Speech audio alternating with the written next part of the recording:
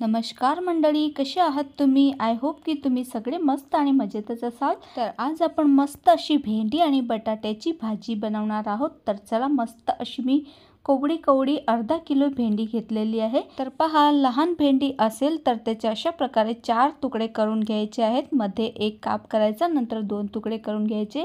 आणि अगर मोठी भेंडी असेल तर त्याचे आधी 2 भाग करून घ्यायचे, नंतर त्याचे 4 काप करायचे. जसे तुम्ही बघत आहात ना, तशाच प्रमाणे आपल्याला भेंडीचे असे 4 तुकडे करून घ्यायचे आहे. बघा, अशा प्रकारे.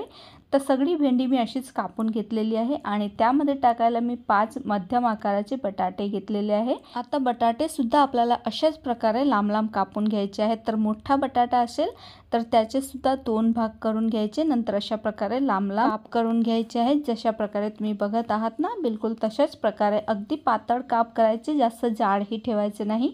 बटाट्यांचं प्रमाण तुम्ही तुमच्या हिशोबाने कमी जास्त सुद्धा करू शकतात.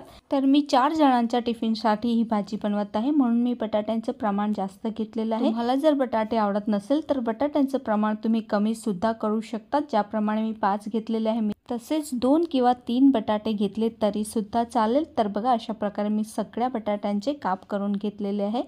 आणि अद्रक आणि लसूणची पेस्ट आपल्याला घ्यायची आहे. 7 ते 8 लसणाच्या पाकळ्या आणि 1 इंच आलाचा तुकडा वाटून घ्यायचे आहे. आणि तसेच 2 चमचे तीळ घेतलेले आहेत. तीळ घातल्याने खूपच छान टेस्ट येते. आणि पहा, मी रात्रीच अशा प्रकारे भेंडी कापून ठेवली होती, कारण की सकाळी खूप घाई गडबड असते म्हणून. आणि आता एका कढईमध्ये मी 4 चमचे तेल घातलेलं आहे, कारण की भाजी आपली जास्त प्रमाणात आहे म्हणून मी 4 चमचे तेल घातलेलं आहे. त्यामध्ये 1.5 चमचा मोहरी घालायची, 1.5 चमचा जिरं घालायचं, मग 2 चमचे तीळ घालायचे, सगळी कापलेली भेंडी घालायची आहे. भेंडी थोडीशी चिकट असतात म्हणून आधी भेंडी घालायची आणि थोडंफार मिक्स करून घ्यायचं. त्याला 2-3 मिनटं असंच मिक्स करत राहायचं, म्हणजे थोडासा त्याचा चिकटपणा निघून जातो.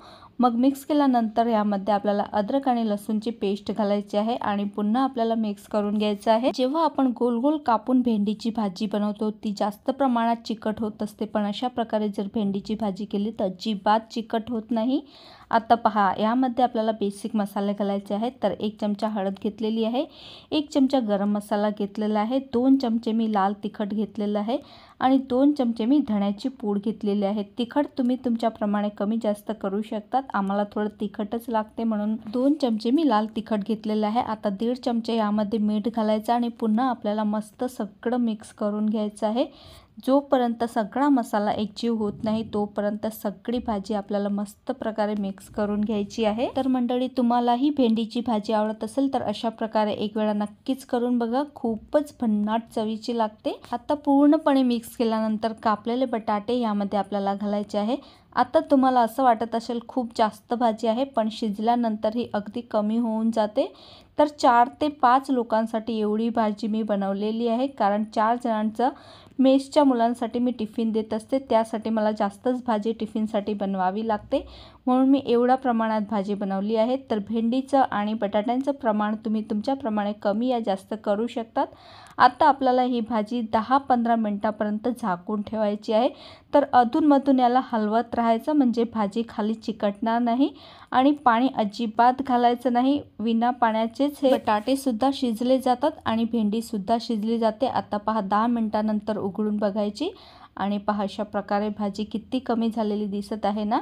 आता पुन्हा एकदा मस्त मिक्स करून घ्यायचं आणि बघून घ्यायचं बटाटा शिजला आहे की नाही. तर आता तर असे नवीन बटाटे येत आहेत म्हणून त्याला शिजायला असाही जास्त काही वेळ लागत नाही. तर पूर्ण भाजी मस्त अशी शिजलेली आहे. आता भरपूर अशी कोथिंबीर घालायची आणि मस्त भाजी बनवून तयार झालेली आहे. तर मंडळी, मी तर ही भाजी टिफिनसाठी बनवली आहे, पण तुम्ही अशी सुद्धा चपातीसोबत, भाकरीसोबत किंवा डाळ भातासोबत तोंडी लावण्यासाठी ही बनवू शकता. खूपच भन्नाट चवीची अप्रतिम अशी ही लागणारी भाजी. एकदा नक्की बनवून बघा आणि तुम्हाला आजची ही रेसिपी कशी वाटली मला कमेंट करून नक्की सांगा. आणि रेसिपी जरी आवडली असेल तर व्हिडिओला लाईक करा, शेअर करा आणि माझ्या चॅनलला सुद्धा सबस्क्राईब करा आणि बाजूचं बेल आयकॉन सुद्धा प्रेस करा, जेणेकरून मी जेव्हाही रेसिपीचा व्हिडिओ अपलोड करेल तर त्याचं नोटिफिकेशन तुम्हाला सर्वात आधी येईल. तर चला, भेटूया अशाच एका नवीन रेसिपीसोबत. तोपर्यंत स्वतःची काळजी घ्या. So take care friends and bye.